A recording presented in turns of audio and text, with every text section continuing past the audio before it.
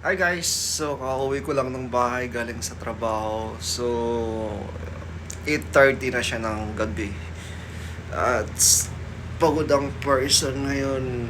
So, wala pa akong ulam. Magluluto pa. So, tara magluto tayo dahil bumili ako ng salmon. Isisigang natin para meron tayo resistensya.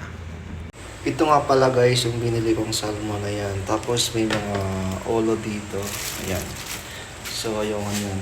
At lagay natin siya ng litos, ng mga gulay para tayo healthy lagi. Para magandang ating mga balat. So bali nagpakulo na pala po. Ayan po, nilagay ko na dyan yung kamatis, yung sibuyas, yung luya, paminta, at saka sinigang mix. Ayan, nilagay ko na dyan. Tinimplahan ko na yan. So, ilalagay na lang natin ang salmon. So, ilagay na natin guys ang salmon. Ayan. Ayan. Ang yummy. So, pakakuloyin lang natin siya guys ng 2 minutes. After niyan, ilalagay na natin yung gulay. So, yun guys. Ang gulay, sobrang dami nito.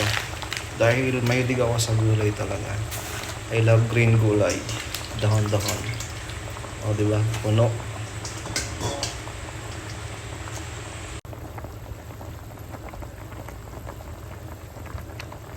So, yan guys. Okay na yan. Pwede na. Tara, kain tayo.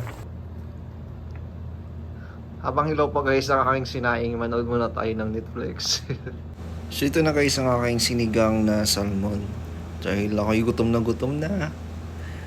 Hilaw pa yung sinaing ko pero gutom na ako eh. So, kain na lang tayo kahit walang kanin. Yummy.